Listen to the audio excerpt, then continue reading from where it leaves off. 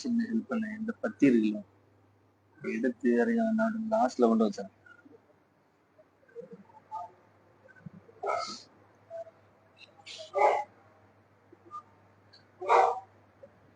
அஸ்ஸலாமு அலைக்கும் வரஹ்மத்துல்லாஹி வபரகாத்துஹு.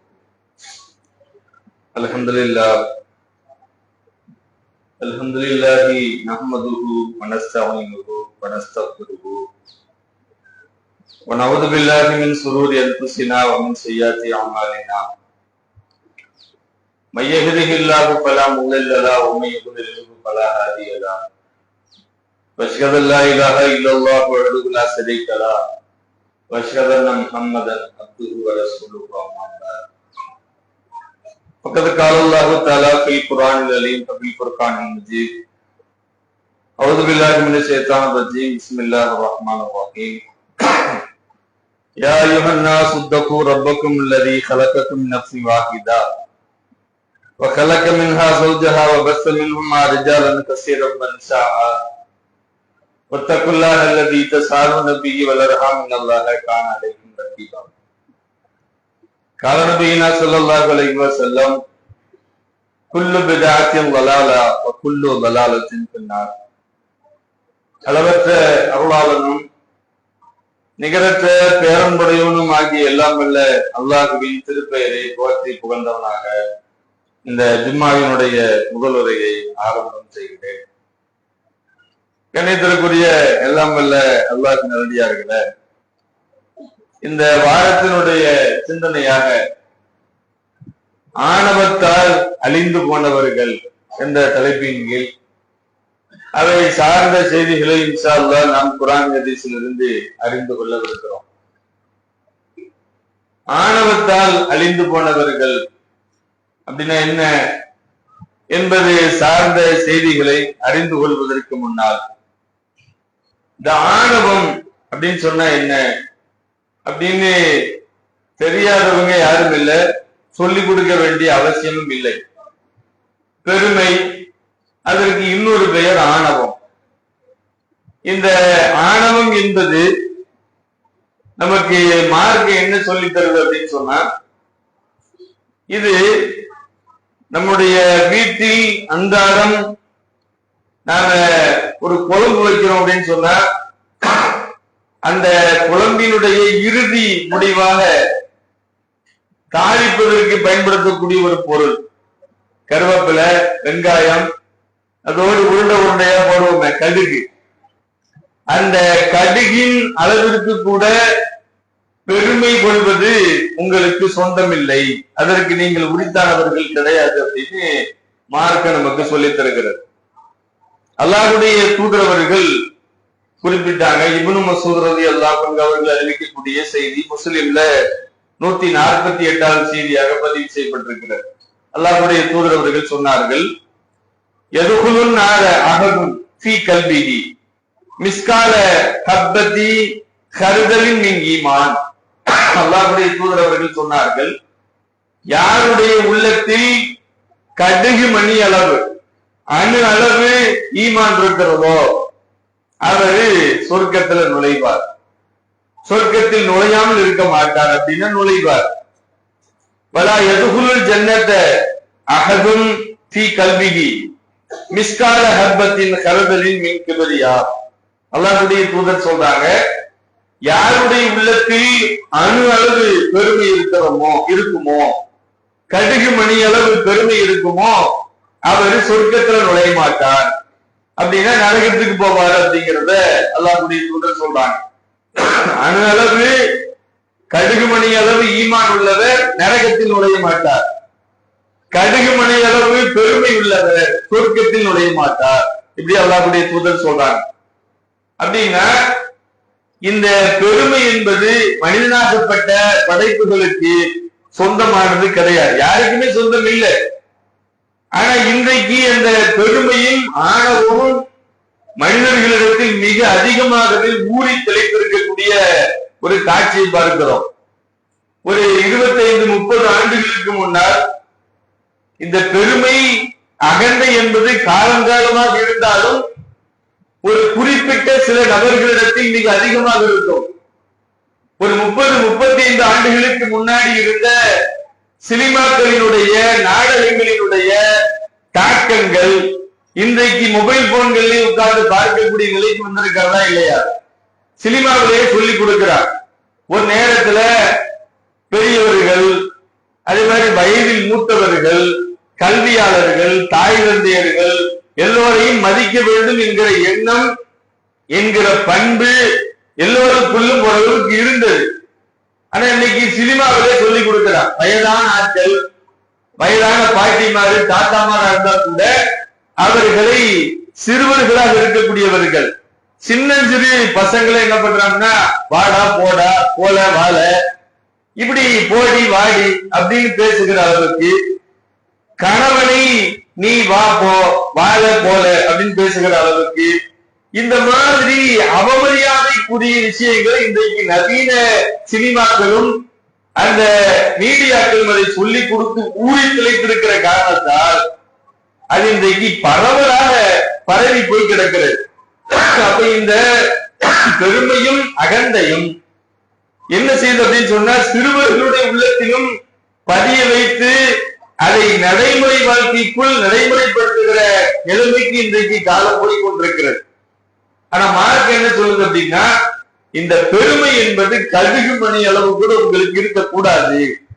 அப்படி இருந்தது அப்படின்னு சொன்னா நீங்க சொர்க்கத்துக்கு போக மாட்டீங்க அப்படின்னு அல்லாஹ் சொல்றான், அல்லாஹ்வுடைய தூதர் சொல்றாங்க. அப்படின்னா என்ன, உங்களை நரகத்துல கொண்டு சேர்த்துறோம் அப்படின்னு சொல்லிட்டு. இந்த பெருமை அப்படின்னு சொன்னா யாருக்கு சொந்தமானது? இந்த ஆணவமும் பெருமையும் யாருக்கு முழுக்க முழுக்க சொந்தம் அப்படின்னு சொன்னா அல்லாஹ் ஒருவனுக்கு மட்டும்தான். ஏன்னா அவன் தான் படைச்சான், அவனுக்கு மட்டும்தான் அது சொந்தம். திருமறை குர்ஆன்ல அல்லாஹ் சொல்றான் 45ல 37வது வசனம், வலகுல் கிப்ரியாவு ஃபி ஸமாவாத்தி வல் அர்த் வஹுவல் அஸீஸுல் ஹக்கீம். அல்லாஹ் சொல்லுகிறான், வானங்களிலும் பூமியிலும் பெருமை அவனுக்குத்தான் உரியது, அவனுக்கு மட்டுமே உரிய சொந்தமான விஷயம் அது அப்படிங்கறத இந்த வசனத்துல அல்லாஹ் குறிப்பிடுகின்றான். அல்லாஹ்வுடைய தூதர் சொல்றாங்க, முஸ்லிம்ல பதிவு செய்யப்பட்டிருக்கக்கூடிய செய்தி, அபு சயீத் என்கிற நபி தோழர் ரலியல்லாஹு அன்ஹு அவர்கள் அறிவிக்கின்றார்கள், அல்லாஹ்வுடைய தூதர் சொன்னாங்க, கண்ணியம் என்பது அந்த இறைவனுடைய கீழாடை. கண்ணியம் மரியாதைன்னு சொல்றோம்ல, இது அந்த இறைவனுடைய கீழாடை. பெருமை என்பது அல்லாஹ்வுடைய மேலாடை அப்படிங்கிறது அல்லாஹ்வுடைய தூதர் அல்லாஹ் சொல்வதாக சொல்லிக்கிட்டு தொடர்ந்து சொல்றாங்க. அதனால இந்த ரெண்டு விஷயத்துல யார் என்னோடு போட்டியிடுகிறார்களோ அவங்கள கொண்டு போய் நரகத்துல போட்டு நான் வதைப்பேன், வதை செய்வேன் என்று அல்லாஹ் சொல்லுகிறான் அப்படின்னு அல்லாஹ்வுடைய தூதர் சொல்றாங்க. அப்படின்னு என்ன, இந்த பெருமை என்பது அல்லாஹ்வுக்கு மட்டுமே உரித்தானது. நாம பெருமை கொள்வதற்கு தகுதியானவர்கள் கிடையாது. அதனாலதான் அல்லாஹ்வுடைய தூதர் ஒரு விஷயத்தை அழகாக சொல்லுவார்கள். என்ன சொல்லுவாங்க அப்படின்னு சொன்னா, ஒரு உண்மை விசுவாசி, ஒரு மூமின், அவனுடைய காரியம் ஆச்சரியத்தை அளிக்கிறது. அது என்ன பண்பு சார்ந்த காரியம் அப்படின்னு சொன்னா, அவனுக்கு ஒரு மகிழ்ச்சி ஏற்படும் என்றால், ஒரு இன்பகரமான நிகழ்வு உனக்கு ஏற்படுகிறது என்றால், சிறிதோ நடுநிலையானதோ பெரிதோ மகிழ்ச்சிக்குரிய காரியம் ஒன்று ஏற்படுகிறது என்று சொன்னால் அவன் என்ன செய்வான், நல்ல விசுவாசியாக இருப்பான் என்று சொன்னால் இந்த மகிழ்ச்சிக்கு நான் காரணம் கிடையாது. ஏன் அப்படி சொல்லணும் அப்படின்னா, ஒரு மனிதனை நிலைகுலைய செய்கிற விஷயம் ரெண்டு. ஒன்று துக்கம், இன்னொன்று மகிழ்ச்சி. ரெண்டுமே வழிகெடுக்கும். மகிழ்ச்சி என்பது அகந்தை பெருமையில் கொண்டு போய் வழிகெடுக்கும். வேதனை துக்கம் என்பது எப்படி வழிகெடுக்கும் அப்படின்னு சொன்னா, கடவுளே இல்லைன்றுமா. பெருமையும் அதே நிலையை கொண்டு போய் சேர்க்கும். அப்ப இந்த வேதனை என்பது கடவுள் இல்லை என்கிற நிலைக்கு கொண்டு போவதோடு தற்கொலை வரைக்கும் கொண்டு போய் சேர்த்துவிடும். அதனாலதான் மார்க்கம் என்ன வேலை இருக்கிறது என்றால், உங்களுக்கு ஒரு மகிழ்ச்சி ஏற்படுகிறது என்றால், ஒரு மூமின் தனக்கு இன்பகரமான நிலையை சந்திப்பான் என்று சொன்னால் இந்த மகிழ்ச்சிக்கு நான் காரணம் கிடையாது. இதை தந்தவன் அல்லாஹ்தான், அல்ஹம்துலில்லாஹ் என்று புகழ்ந்து விட்டு போய்விடுகிறான். இது அவனை அகந்தை கொள்கிற விஷயத்தை விட்டு பாதுகாக்கிறது, அகந்தையிலிருந்து பாதுகாக்கிற கேடயமாக இருக்கிறது. அல்லாஹ்வுடைய தூதர் சொல்றாங்க. அதே மாதிரி அவனுக்கு ஒரு துக்கம் ஏற்படுகிறது என்றால், ஒரு மன நெருக்கடி, மன வேதனை ஏற்படுகிறது என்றால், இதுவும் அல்லாஹ் தந்ததுதான். இதை நான் சகித்து பொறுத்துக் கொள்ளுகிறேன், இதற்கான கூலி அல்லாஹ் எனக்கு தருவான் என்று பொறுத்துக் கொள்ளுகிறான். இது அவனை நிலைகுலைய செய்வதிலிருந்து பாதுகாக்கிற கேடயமாக இருக்கிறது. இது மூமின்கிட்ட இந்த பண்பு இருக்கிறது. இது எனக்கு ஆச்சரியத்தை பெறுகிறது அல்லாஹ்வுடைய தூதர் சொல்லி தர்றாங்க. அப்ப அந்த அடிப்படையில இந்த பெருமை என்பது வராமல் தடுப்பதற்கான கேடயத்தை ஏன் அல்லாஹ்வுடைய தூதர் சொல்லி தர்றாங்க அப்படின்னா, இந்த பெருமைக்கு பேசுகிற நானாக இருந்தாலும் கேட்கிற நாம நீங்களாக இருந்தாலும் யாருக்கும் சொந்தம் கிடையாது. அது முழுக்க முழுக்க இறைவனுக்கு மட்டும்தான் சொந்தமானது. அந்த பெருமை என்பது மகிழ்ச்சியின் உச்சபட்சத்தில் ஏற்படுகிறது. அந்த பெருமை அவனுக்குள் வந்த பிறகு ஒரு கட்டத்தில் எப்படி மாறிடலாம் அப்படின்னு சொன்னா, யாரையும் மதிக்கிறது இல்லை, அவமரியாதையா பேசுறது, கேவல சின்னமாக இருக்கவர்கள் நினைப்பது, இப்படியே கொண்டு போய் ஒரு கட்டத்துல அழிவை சந்திக்கிற நிலைக்கு போய்விடுகிறார். அது இங்க மட்டும் இல்ல, மறுமையும் பேரழிவை தரும் அப்படிங்கிறத நமக்கு அல்லாஹ்வுடைய தூதர் அவர்கள் தெளிவாக சொல்லித் தருகிறார்கள். அது மட்டும் இல்ல, இந்த பெருமை அப்படிங்கிற ஒரு விஷயம் யாருக்குள் இருக்குமோ அவர்கள் அல்லாஹ்வுடைய நேசத்தை விட்டு விலகி விடுவார்கள். அல்லாஹ் அவர்களின் மீது நேசத்தை வைக்க மாட்டான். இதையும் நம்ம திருமறை குர்ஆன்ல 31 18வது வசனத்துல பார்க்கிறோம். அல்லாஹ் சொல்றான், வலா துஸஇர் ஹத்தக லின்னாசி வலா தம்சி ஃபில் அர்தி மரஹா. அல்லாஹ் சொல்லுகிறான், பெருமையோடு உன்னுடைய முகத்தை நீ மனிதர்களை விட்டு திருப்பிக் கொள்ளாதே. பெருமை வந்துட்டு அப்படின்னு சொன்னா அவர்களுக்குள்ள சாதாரண ஒரு மனுஷனா இருந்திருப்பான்.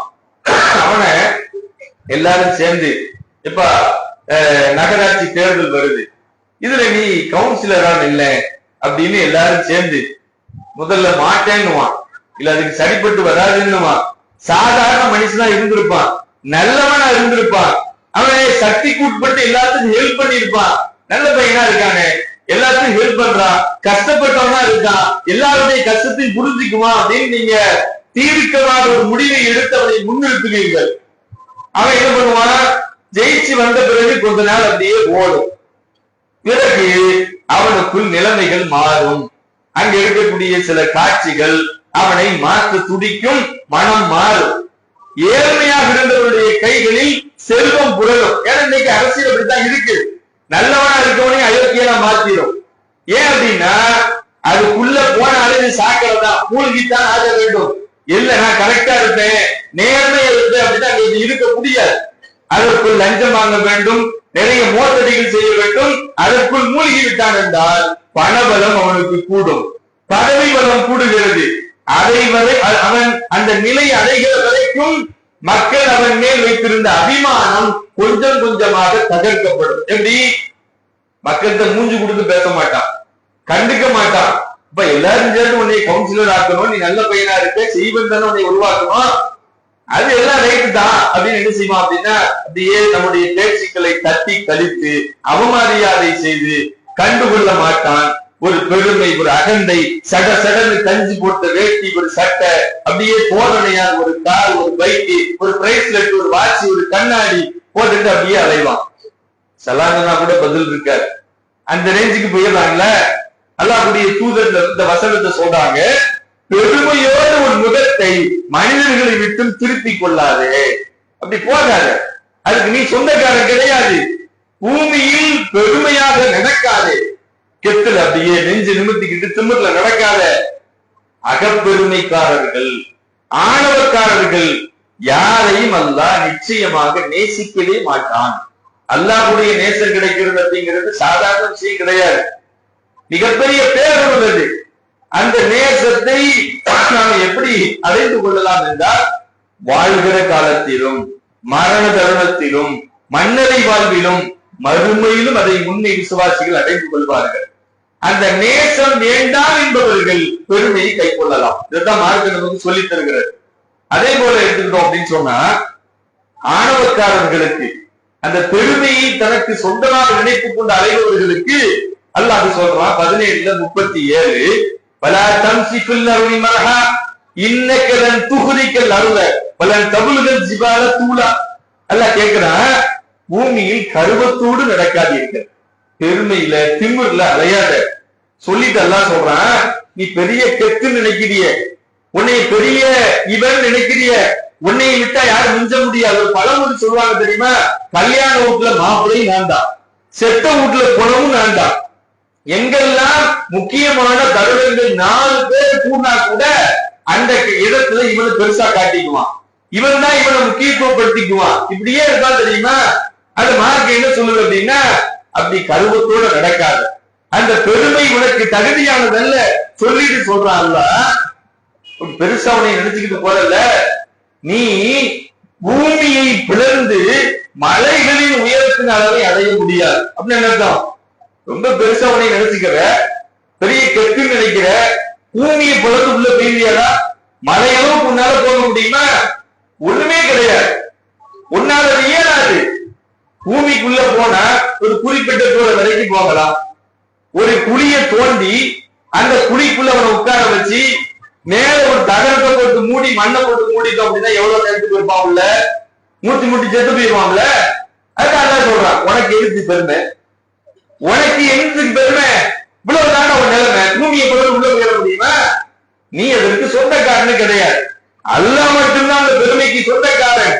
நீ அந்த மாதிரி பெருமைக்கு சொந்தக்காரன் நினைப்பாய் என்று சொன்னார், உன்னை நான் நரகத்துல வதப்பேன். அல்லாஹ்வுடைய தூதரவர்கள் அல்லாஹ் சொல்வதாக நமக்கு குறிப்பிட்டு சொல்லித் தருகிறார்கள். நாம திருமறை குர்ஆன்ல ஆணவத்தால் அழிந்து போனவர்களுடைய வரலாறு நிறைய பார்க்கலாம்.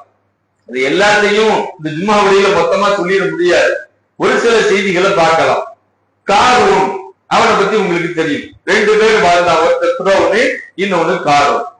இவன் எப்படிப்பட்டவன் அப்படின்னு சொன்னா, இன்றைக்கு இருக்கக்கூடிய மல்டி மில்லினியர்கள் எலான் மஸ்க், அம்பானி, அதானி, இப்படி பெரிய பெரிய பணக்காரர்கள் இருக்கிறாங்கல்ல, இவங்க எல்லாம் விட தாண்டில பெரிய பணக்காரன். அது யார் சொல்றா? மனுஷன் சொல்லல, அல்லாஹ் சொல்றான். இன்ன காரூன வகானமின் கௌமி மூசா ஃபபகா அலைஹி. அல்லாஹ் சொல்றான், காரூன் மூசாவினுடைய சமுதாயத்துல ஒருத்தன். சொல்லிட்டு அல்லாஹ் சொல்றான், அவர்களுக்கு அவன் அநீதம் இழைத்தான். யாருக்கு?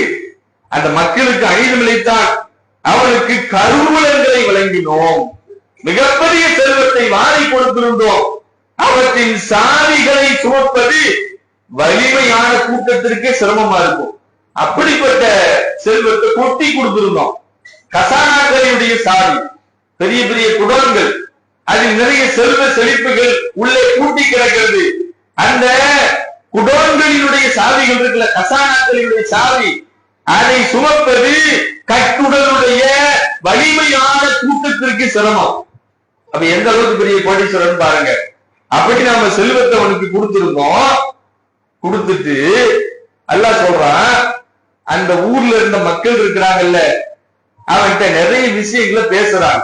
அல்லாஹ் தொடர்ந்து பேசுறான், மமதை கொள்ளாதே, உன்கிட்ட இவ்வளவு செல்வம் இருக்குன்னு சொல்லிட்டு நீ மக்களுக்கு அநியாயம் பண்ற, அக்கிரமம் செய்த, இவ்வளவு செல்வத்தை அல்லாஹ் தான் உனக்கு தந்திருக்கிறான். அதனால உனக்குள்ள பெருமை வேண்டாம், நீ பெருமை கொண்டா என்று சொன்னால் அல்லாஹ் உன்னை விரும்ப மாட்டான் அப்படின்னு அவனுடைய சமுதாயத்தார் அவனுக்கு நினைவூட்டினார்கள். இன்னும் தொடர்ந்து சொல்றாங்க, அல்லாஹ் உனக்கு இவ்வளவு செல்வத்தை தந்திருக்காங்களா, இந்த செல்வத்தை கொண்டு மறுமை வாழ்க்கையை தேடு. மறுமை வாழ்க்கையை தேடுறதுன்னா ஏழைகள், அனாதைகள், திக்கத்தவர்கள், இயலாதவர்கள் வாரி வழங்கு. இது உன்னுடைய கடமை. நீ செல்வதனாக இருக்கிற காரணத்தால் அல்லாஹ் உனக்கு இந்த கடமையை தந்திருக்கிறான், அதை செய். அல்லாஹ் உனக்கு நல்லுதவி செய்தது போல நீயும் மக்களுக்கு நல்ல உதவி செய்யி. குழப்பத்தை தேடாத, குழப்பம் செய்பவர்களை அல்லாஹ் விரும்ப மாட்டான் அப்படின்னு யாரு பேசுறா? அந்த ஊர் மக்கள் காரூன்ட்ட இவ்வளவு செய்திகளை சொல்றாங்க. அவன் என்ன சொன்னா தெரியுமா? அல்லாஹ் தந்தான், இது என்னுடைய அறிவால் ஆற்றலால் நான் உருவாக்கி கொண்ட செல்வம், நான் சுயமா உழைச்சி சம்பாதிச்சு சேர்த்து வைத்த செல்வம், அல்லாஹ் எனக்கு தரல அப்படிங்கிற ரேஞ்சுக்கு போயிட்டான். அப்ப இது என்ன சூழ்நிலையில கொண்டு தெரியுதா? இந்த பெருமை என்பது ஒரு கட்டத்துல அப்படி எக்ஸன் ஆகி அதிகமாகி கடவுளே இல்லை என்கிற நிலைக்கு போயிடலாம். ஊர் மக்கள் சொல்றாங்கல்ல, ஆணவம் கொள்ளாத, சித்திரவதை செய்யாத, செல்வத்தை வாரி வழங்கு, அல்லாஹ் அவனுக்கு தந்தா அப்படின்னு 4-5 உபதேசங்களை செய்கிறார்கள். அவன் ஒத்த வார்த்தையில் என்ன முடிச்சுட்டான்? என்னிடம் உள்ள அறிவின் காரணமாகவே இது எனக்கு கிடைச்சது, எனக்கு தரப்பட்டிருக்கிறது, நான் வார்த்தை சம்பாதிச்சது, உருவாக்கினது அப்படின்னா அவங்க சொன்ன எல்லா வார்த்தையும் ஒத்த வார்த்தையில் முடிச்சுட்டான்.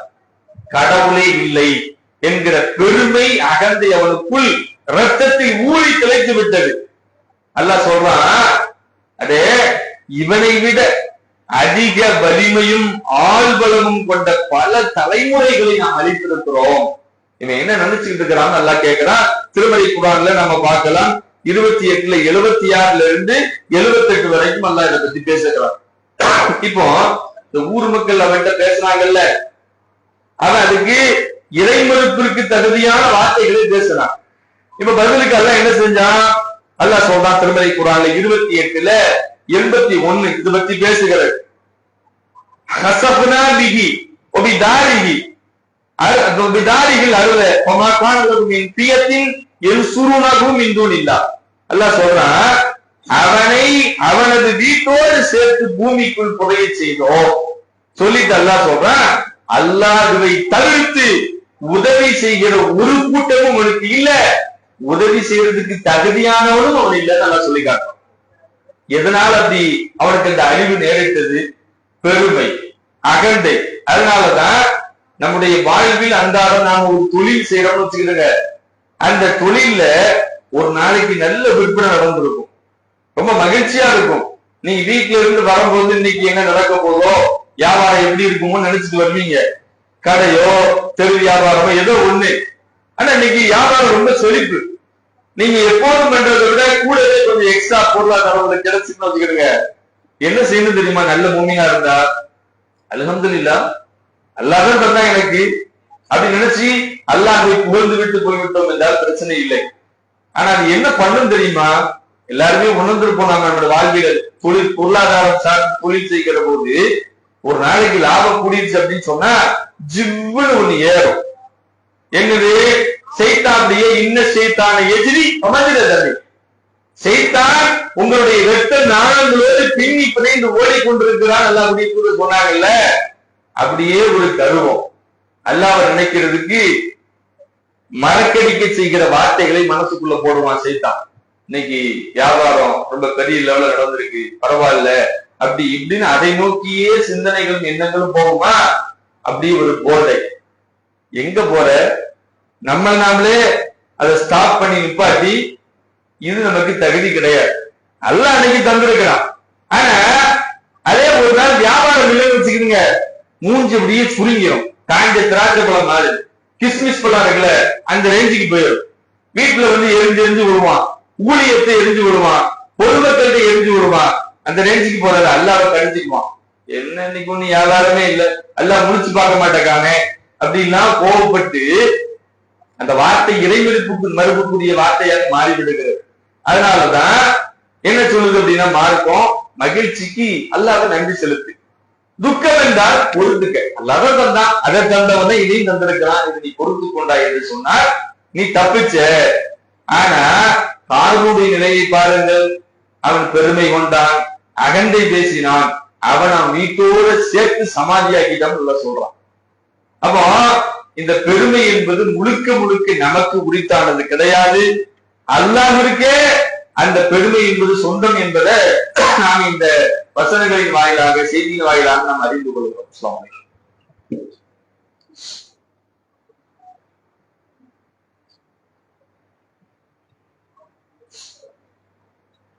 அஸ்ஸலாமு அலைக்கும் வரஹ்மத்துல்லாஹி வபரகாத்துஹு. கண்ணியத்திற்குரிய எல்லாம் வல்ல அல்லாஹ் நல்லடியார்களே, ஆணவத்தால் அழிந்து போனவர்கள் என்ற தலைப்பின் கீழ் நாம சில செய்திகளை முதல் உரையில பார்த்தோம். இன்றைக்கு ஒரு 2 வாரங்களாக எல்லாருடைய முகநூல் பக்கத்திலும் எல்லா யூடியூப்ல எல்லாத்துலயும் வந்துகிட்டு இருக்கிற செய்தி என்ன அப்படின்னு சொன்னா, கலிபோர்னியா, லாஸ் ஏஞ்சல்ஸ் எல்லாருக்கும் தெரியும்.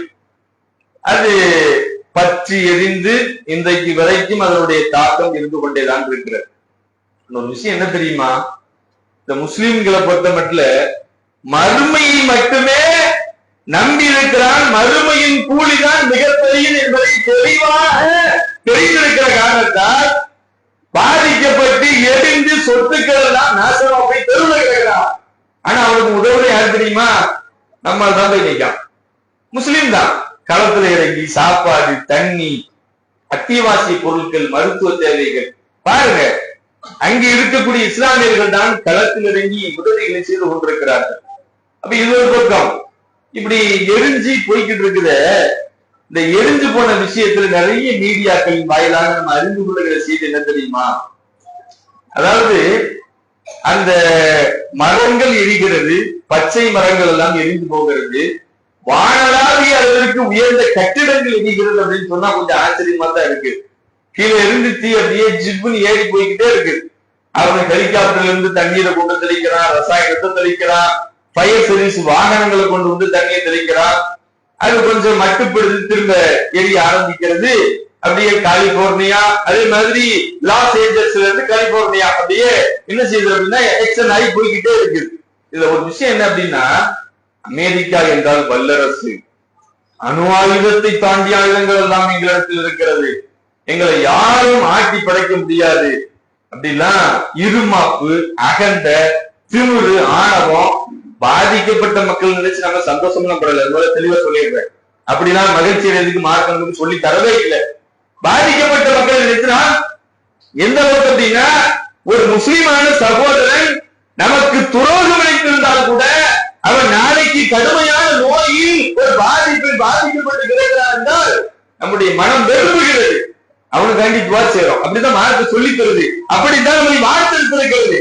ஆனா இந்த அமெரிக்காக்கான, ஈரான, ஈராக்கு, சிரியாவை, இன்றைக்கு இருக்கக்கூடிய பலஸ்தீன் வரைக்கும் துவம்சம் செய்து நாசமாக்கியவர்கள், ஆயுதத்தை கொடுத்து வருகிறவர்கள், துருப்புகளை அனுப்பி நாசப்படுத்திய அயோக்கியர்கள், அவன் நாட்டுக்குள்ள எவ்வளவு குண்ட போட்ட சும்மா விடுவானா? எந்த அளவுக்கு இருக்கிறவருடைய தாக்கம். ஆனா அல்லாஹ் கொண்டு வந்து இறக்கிறான் பாருங்க அந்த தீயை, எவ்வளவு பெரிய பாதிப்பு. பலஸ்தீனில் எப்படி சின்ன பின்னமாக சிதறி கிடக்கிறதோ அது போல சிதறி சின்ன பின்னமாக கிடக்கிறது. இன்றைக்கு லாஸ் ஏஞ்சல்ஸும் இப்படி இருக்கிறது, கலிமாவும் அப்படித்தான் இருக்கு. இது சொல்லி தருகிற பாடம் என்ன அப்படின்னு சொன்னா, எனக்கு நான் ஒரு பெரிய ஆளு, என்னை யாரும் ஆட்ட முடியாது அசைக்க முடியாது அப்படின்னா நினைக்காத. நான் நினைச்சா ஒரு குறிப்பிட்ட நிமிடங்கள் தான். அதுதான் அல்லாஹ் சொல்றான். அதன் வாயிலாக நம்ம திருமலை குர்ஆன்ல ஒரு சிறிய வரலாற்று அல்லாஹ் சொல்றான். ஒரு ஊர் முஸ்லிம்கள் தான், அவங்களுக்கு நிறைய தோட்டம் துறவுகள்லாம் இருக்கு, பேரிச்சை, நிறைய உணவு தானியங்கள் எல்லாம் விதைச்சி நட்டு போட்டு இருக்கான். அறுவடை காலம் வருகிற போது என்ன பண்றாங்க அப்படின்னா, முதல் நாள் கூடி பேசுறோம், நாளைக்கு நம்ம அறுவடை செய்ய போறோம், ஒரு ஏழையை கூட உள்ள விட்டுறக்கூடாது. அப்படின்னா என்ன தெரியுமா, இந்த வயக்காட்டுல அறுப்பு நடக்கிறப்ப நெல் அறுப்போம்ல, 1-2 கதிர்கள் கிடப்பது பிறக்கிறதுக்கு ஒரு சில ஏழைகள் வருவாங்க. அது அவங்க கசக்கி அந்த நெல்லை எடுத்து அவங்க சமையலுக்கு அது மாதிரி விஷயத்துக்கு பயன்படுத்துவாங்க. அது மாதிரி இவங்க என்ன பேசுறாங்கன்னா, நாளைக்கு நம்ம அறுவடை செய்ய போகிறோம், அதுல ஒரு சின்ன துண்டை கூட எடுக்கிறதுக்கு எந்த ஏழையும் உள்ள விட்டுறக்கூடாது, நாமளே மொத்தத்தையும் வச்சுக்கணும் அப்படின்னா பேசிட்டு போகும்போது ஒரு சில பேர் சொல்றாங்க, நம்ம அல்லாஹ்வை நினைக்காம போறோம், இப்படி போக கூடாது அப்படின்னா ஒரு சில அவங்களுக்குள்ள பேசுறாங்க. இருந்தாலும் அல்லாஹ்வை மறந்து போனவர்கள் தங்களுடைய தோட்டத்தை போய் பார்க்கிறார்கள், எரிந்து சாம்பலாக கிடக்கிறது. இது நம்ம வயதானா, நம்ம தோட்டம் தானா என்று நினைப்பதற்கு நினைக்கின்ற அளவுக்கு கொண்டு போய் விட்டுருச்சு அப்படிங்கிறத அல்லாஹ் சொல்லி காட்டுறான். அப்போ இந்த அல்லாஹ்வை மறந்த பெருமையும் அகந்தையும் என்ன செய்யும் அப்படின்னு சொன்னா, நம்மளை யாரும் அசைக்க முடியாது. எனக்கு கீழே 10 வக்கீல் இருக்கான், எனக்கு தெரிஞ்ச டாக்டர் 50 பேர் இருக்கான், எனக்கு தெரிஞ்ச ரவுடி ஒரு 500 பேர் இருக்கான், நான் நினைச்சா என்ன வேணாலும் சாதிக்க முடியும், யாரும் என்கிட்ட பேச முடியாது, ஊருக்குள்ள அவ்வளவு கெட்டு, தென்காசியில என் பேரை சொன்னாலே கொலை தப்பிக்கும் அப்படின்னு பேசலாம். ஆனா அல்லாஹ் நினைச்சாலும் வச்சுக்கிடுங்க, கிட்னியில ஒரு சின்ன நரம்பை புடுங்கிட்டானா புரிஞ்சுது, அவ்வளவுதான். நீ எத்தனை லட்சத்தை கொட்டினாலும் சரி ஒண்ணும் செய்ய முடியாது. கல்லீரல், மண்ணீரல், உடலில் ஓடுகிற நரம்புகள், எதையாவது ஒன்ன பீச உருவிட்டான் அப்படின்னா எல்லா ஆணவம் சேர்ந்து மொத்தமா உன்னை கொண்டு போய் குழியை கொண்டு புதப்பாங்க, அதுல போயிடும். அதத்தான் இந்த லாஸ் ஏஞ்சல்ஸும் கலிபோர்னியாவும் நமக்கு சொல்லுகிற பாடம் என்ன அப்படின்னு சொன்னா, பெருமை என்பது படைத்த கடவுளுக்கு மட்டும்தான் சொந்தமானது, வேற யாருக்கும் சொந்தம் இல்லை. அல்லாஹ் நினைச்சா நீ எவ்வளவு பெரிய அணு ஆயுதத்தை வைத்திருந்தாலும் உன்னை அழிக்கிறது ரொம்ப ஈஸியானது அப்படிங்கிறத அதன் வாயிலாக நாம் புரிந்து கொள்ளுகிற ஒரு எச்சரிக்கை என்பதை மனதிற்குள் ஆழ பதிவு வைத்துக் கொண்டு அல்லாஹ்வை பணிந்து அவனுக்கு சரியான அடிமைகளாக வாழ்ந்து மரணித்து மண்ணறையில் நிம்மதியான உறக்கத்தை மறுமையில் சுவனத்தை பெறுகிற பாக்கியத்தை அல்லாஹ் உங்களுக்கு எனக்கும் தந்தருவானாக. வாக்கரு தாவாகும் அனில்